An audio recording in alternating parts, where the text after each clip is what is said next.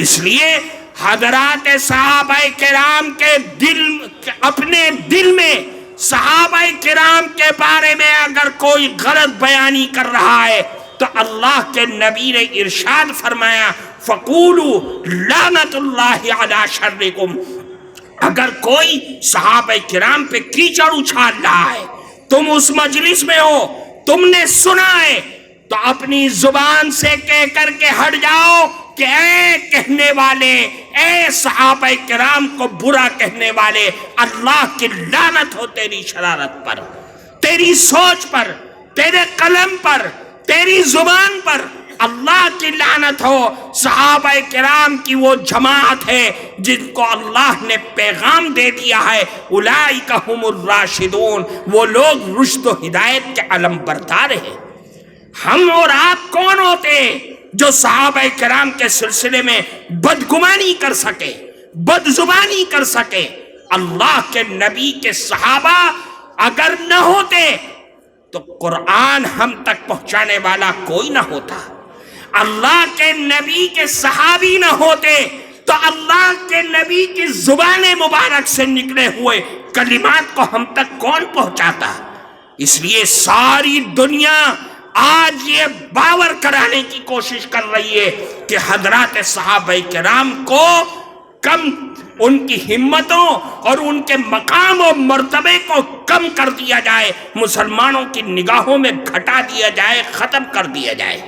صحابہ کرام کی عظمت ختم ہو گئی، سارے اسلام کا، ایمان کا، دین کا قلعہ زمین کے اندر دفن ہو جائے گا۔ اس لیے میرے بھائیوں، صحابہ کرام کے سلسلے میں بہت ہی ہوشیار رہنا چاہیے، اپنے اولاد کو سمجھانا چاہیے کہ صحابی جو بھی ہے اللہ کے نبی کا، اس کے سلسلے میں ہم کچھ نہیں کہہ سکتے، اپنی زبان کو بند رکھنا، تعریف کے کلمات کہنا۔ اللہ کے نبی کے صحابہ سب بہترین صحابی ہیں۔ حضرت عبداللہ ابن عباس نے فرمایا کہ جانتے ہو کہ صحابہ کرام کی جماعت ایسی جماعت ہے کہ میں نے روئے زمین پر اس سے بہترین جماعت دیکھی نہیں کسی کو۔ یہ صحابہ کرام کا مقام تھا، یہ مرتبہ تھا۔ قرآن کی آیات بھری ہوئی ہیں، احادیث کے الفاظ بھرے پڑے ہوئے ہیں۔ اللہ کے نبی نے فرمایا میرے صحابہ کو گالی مت دینا۔ کیوں؟ اس لیے کہ اللہ کے نبی کی صحبت میں گزرا ہوا وقت ایسا ہے کہ اگر وہ ایک ڈھیلا اللہ کے راستے میں صدقہ کر دے، تم ساری زندگی سونے اور چاندی کے پہاڑ اللہ کے راستے میں صدقہ کرو گے، ان کے برابر نہیں پہنچ سکتے ہو۔ اللہ کے نبی نے یہ مقام ان کو عطا فرمایا ہے۔ اس کیوں؟ وہ صحابی اللہ کے نبی کے عاشق تھے، وہ دیوانے تھے، اللہ کے نبی سے محبت کرنے والے تھے، اور ایسی محبت کہ دنیا کی تاریخ اس محبت کا نمونہ نہیں پیش کر سکتی ہے۔ ایسی محبت۔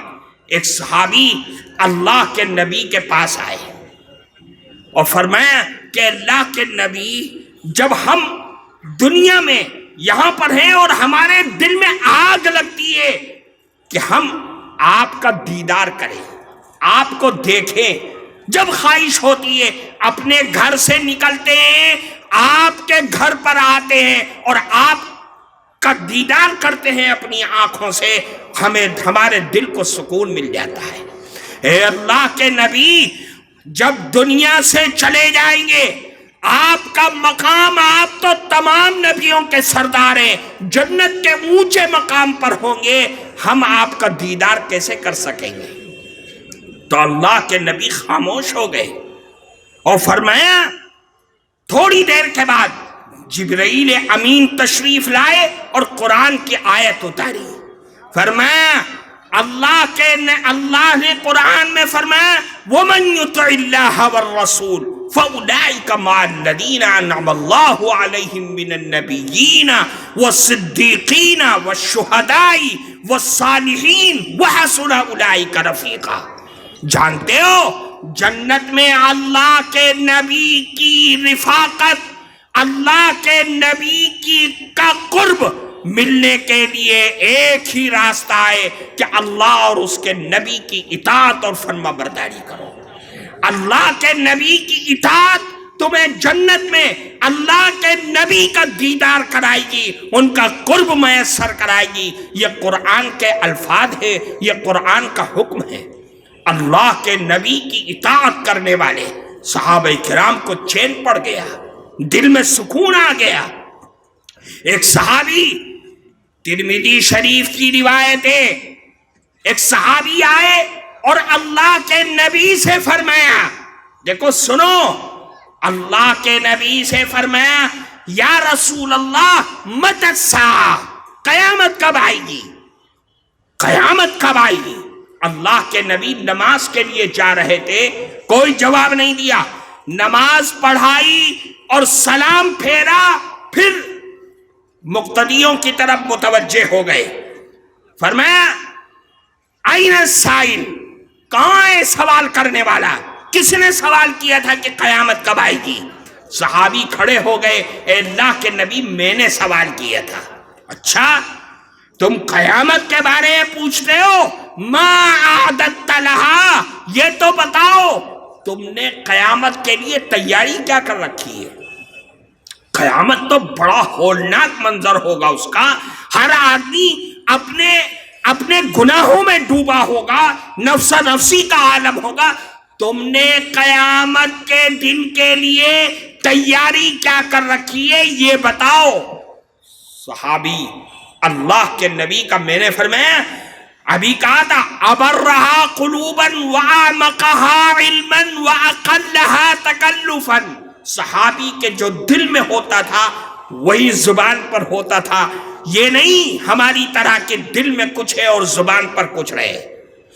صحابی نے جواب دیا، اے اللہ کے نبی، ما اعددت لہا لا کبیر صلاۃ ولا صوم الا انی احب اللہ ورسولہ۔ اے اللہ کے نبی، میرے پاس نہ نمازوں کا پٹارا ہے، نہ روزوں کا پٹارا، کچھ نہیں، نہ نمازیں ہیں، نہ روزے ہیں، نہ زکوٰۃ ہے، نہ حج ہے۔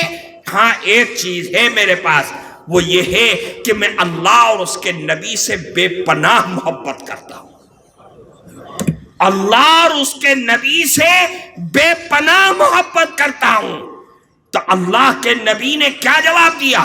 فرمایا کہ یاد رکھو، جس سے تم دنیا میں محبت کرتے ہو، قیامت کے دن تمہارا بھی حشر اسی کے ساتھ ہوگا۔ راوی کہتے ہیں کہ جتنے صحابہ وہاں بیٹھے ہوئے تھے اتنا خوش ہوئے یہ الفاظ سن کر کے کہ میں نے آج سے پہلے صحابہ کرام کو اتنا خوش ہوتے کبھی نہیں دیکھا تھا۔ اس لیے کہ ہر صحابی اللہ کے نبی سے بے پناہ محبت کرنے والا ہوتا تھا۔ صحابہ کرام کے عشق کے نمونے دنیا کے اندر موجود ہیں۔ ایک موقع پر اللہ کے نبی پچنا لگوا رہے تھے، یعنی فاسد خون کو نکلوا رہے تھے۔ اس زمانے میں بڑا عام رواج تھا، یہ ڈاکٹری تھی، ایک فن تھا۔ تو اللہ کے نبی نے خون نکلوایا، جسم کا جو خراب خون تھا وہ نکلوایا، اور ایک صحابی ہیں عبداللہ ابن زبیر رضی اللہ تعالیٰ، ان کو دیا، جاؤ اس کو کسی گڑھے میں زمین میں دفن کر کے چلے آؤ جہاں کہیں پاؤں نہ پڑے کسی کا۔ حضرت عبداللہ ابن زبیر گئے اور تھوڑی دیر کے بعد چلے آئے۔ اللہ کے نبی نے اے عبداللہ ابن زبیر دبا دیا خون؟ کہ جی دبا دیا۔ کہ اللہ کے نبی میں نے تو پی لیا۔ یعنی آپ سمجھئے خون، اور وہ بھی جسم کا خراب خون۔ عبداللہ ابن زبیر کی محبت ایسی جاگی، ایسی آگ لگی کہ سارا خون پی گئے اور کوئی ملال نہیں ہوا۔ اللہ کے نبی نے فرمایا، جس کے پیٹ میں میرا خون چلا گیا اب جہنم کی آگ اس پر حرام ہو گئی۔ یہ صحابہ کرام کی محبت تھی۔